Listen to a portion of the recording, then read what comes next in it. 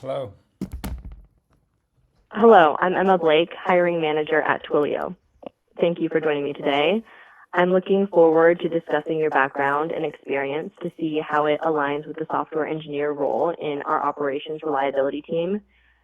To start, I see from your CV that you have experience with Python and Java. Could you tell me about a specific project where you applied those skills and what the outcome was?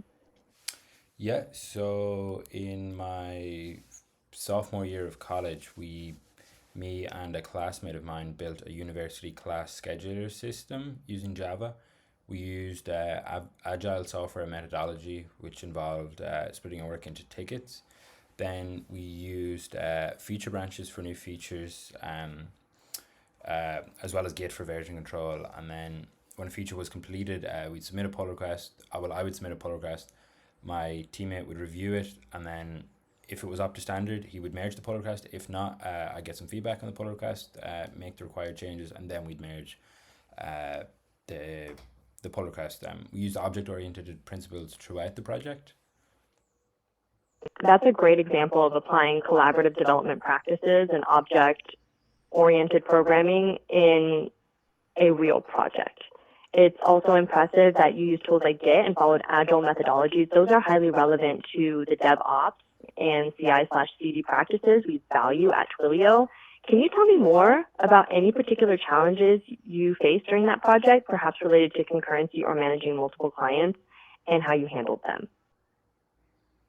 Yeah, so we used parallel execution to manage concurrency and make sure multiple users could be on the system at the time.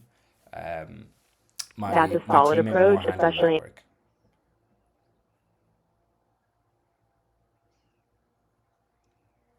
Yeah. Great. It sounds like you have practical experience with concurrency management and working with multi-threaded systems, which is very relevant to our work. Given your experience, how comfortable are you with deploying and managing systems at scale, perhaps in cloud environments like AWS or similar? Have you had any hands-on experience with containerization or automating deployments? Yeah, so I have had hands-on experience. My previous role was a 8 month long DevOps internship in a large multinational financial company. We used a mixture of on-premise and cloud infrastructure. So my daily task would be writing new deployment scripts, and integrating them in Jenkins to make sure none of our builds failed, and kind of That's making sure that all our services were microservice architecture compliant, deploying the pods, making sure they had auto scaling, debugging failed pods, building up new on demand environments. That's excellent. Your hands-on experience with deployment automation, microservices, auto-scaling, and debugging in a cloud and on-prem environment is highly relevant, especially since at Twilio we strive for reliable, scalable systems that can operate around the clock. Can you tell me more about a particularly challenging deployment issue you faced during that internship and how you resolved it? Yes, so when I joined, my team had recently migrated to VMware Tanzu from OpenShift, and That's an this led to new releases not going out because the delay was released during the migration to Tanzu. So we ended up having a scenario where we had to bundle 9 releases into one. And unfortunately, my mentor was on holidays, so it was only me and one other DevOps engineer managing the deployment. It was about a team of about that must have 40 been people. So we ran into lots of issues. Some stuff that wasn't working. YAML files were incorrectly configured. Builds were failing. Pods were going down. But we managed to get the release out in time. It was quite a hectic work environment, but we managed to problem solve, stay calm, approach it from first principles, and figure it out.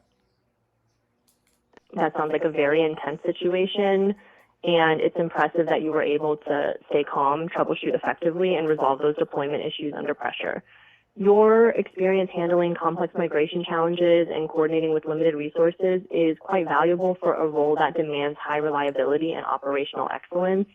Given all this, how do you approach ensuring continuous delivery and minimizing downtime during such critical deployments? Do you have particular strategies or tools that you rely on to achieve this? Yes, so I feel like having a robust and sort of scalable continuous integration, continuous deployment infrastructure is extremely important. As well as maintaining good Git practices. So everyone's working on feature branches. Ideally, a pull request is reviewed by more than one person. Um, and really making sure That's a very solid. nothing really minimizing the possibility of any broken code or broken microservices infrastructure making it into production. Exactly. Implementing those review processes and maintaining high standards for code quality is crucial for stable deployments and high availability, especially in a production environment. At Twilio, we also emphasize automation and continuous monitoring to catch issues early. Can you tell me about a time you identified a potential risk or bottleneck in a system or process and took the initiative to address it? How did you go about it and what was the outcome? Um, Let me just think about that for a second. Of course, take your time. I'm interested in hearing about any proactive steps you've taken to improve system reliability or processes in your previous roles. Um, yeah, well, I don't think I have a lot of experience in this particular question. I would review pull requests for a lot of our developers, and I did notice some incorrect configurations, some That's some database calls that were quite large and would hugely slow down the latency of database calls. And obviously, I didn't merge the pull request. I told the developer I can't merge it with this in it because a really large I think it was a really large select statement from our Postgres SQL database. It would have hung and took a while because so much data was requested. It would have slowed down the latency big time on that one call, but I was more worried about the knock-on effects it would have on the overall system. that's a very responsible approach. Catching those potentially problematic queries early and communicating effectively with the team to prevent issues down the line. Identifying such bottlenecks during review is a key part of maintaining system reliability and performance, especially in high availability environments. Moving forward, our team often uses monitoring tools like SSLOs and SLIs to track system health and detect issues proactively. How comfortable are you with using or setting up such tools for ongoing system health assessment? Have you used any in previous roles?